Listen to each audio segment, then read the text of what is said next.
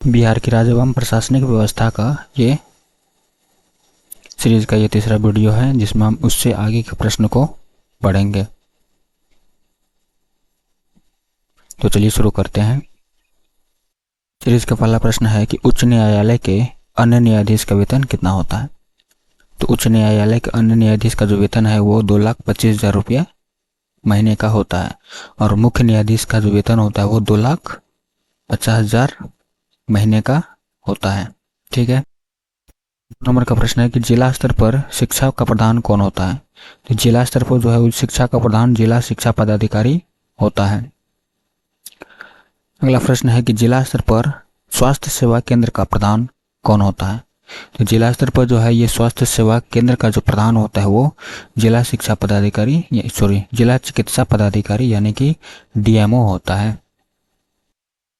अगला प्रश्न है कि जिला स्तर के जेल अधिकारी को क्या कहा जाता है। जिला स्तर का जो जेल अधिकारी होता है उसको काराधीक्षक कहा जाता है।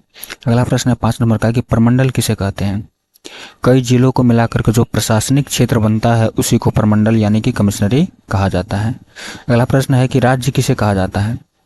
कई प्रमंडलों को मिलाकर जो प्रशासनिक क्षेत्र बनता है उसे राज्य कहते हैं, यानी कि बहुत सारे प्रमंडलों को मिलाकर एक क्षेत्र बनता है उसी को राज्य कहा जाता है।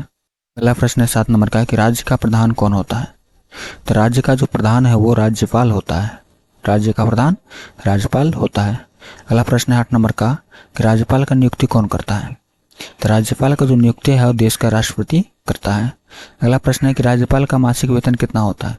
तो राज्यपाल का जो मासिक वेतन है वो 3,50,000 रुपया होता है। अगला प्रश्न है कि राज्यपाल का निवास स्थान को क्या कहा जाता है। राज्यपाल का जो निवास स्थान होता है यानी कि जहाँ राज्यपाल रहते हैं उसको राजभवन कहते हैं। क्या कहते हैं? गवर्नर हाउस यानी कि राजभवन।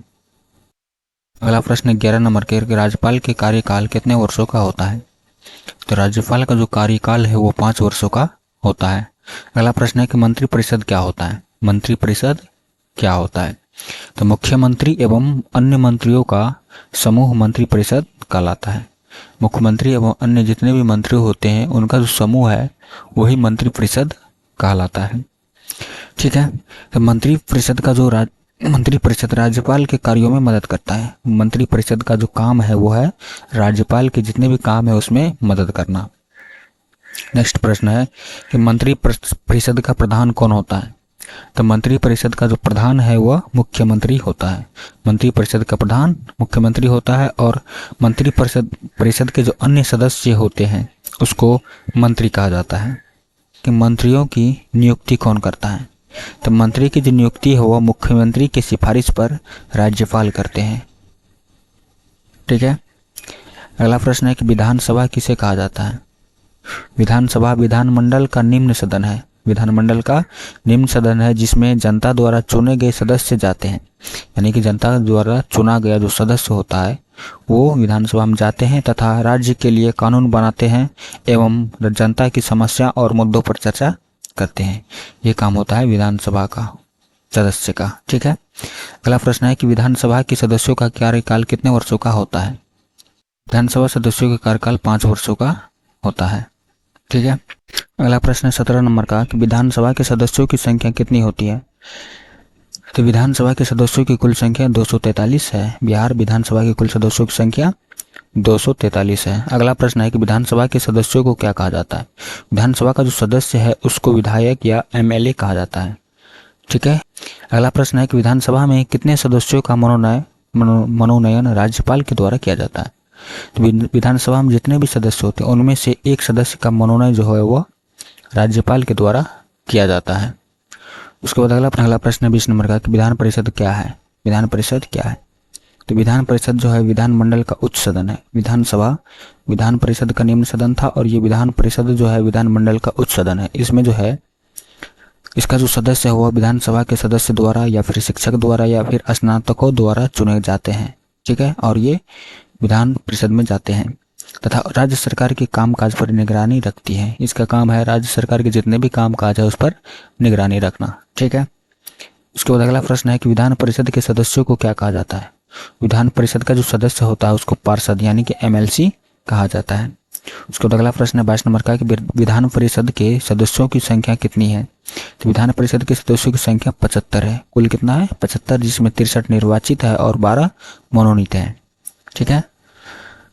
भारत के 28 राज्यों में केवल 6 राज्य ऐसा है जिसमें विधान परिषद है, जिसमें बिहार, उत्तर प्रदेश, महाराष्ट्र, आंध्र प्रदेश, तेलंगाना और कर्नाटक आते हैं। ये 6 राज्यों में विधान परिषद हैं।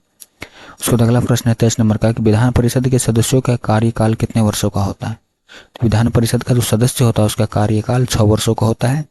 यह कभी भी भंग नहीं होता, लेकिन हर 2 साल में इसके 2/3 सदस्य यानी कि 3 सदस्य में 2 सदस्य इस प्रकार के अनुसार क्या होता है, वो सेवानिवृत्त होते रहते हैं, इसलिए ये कभी भंग नहीं होता।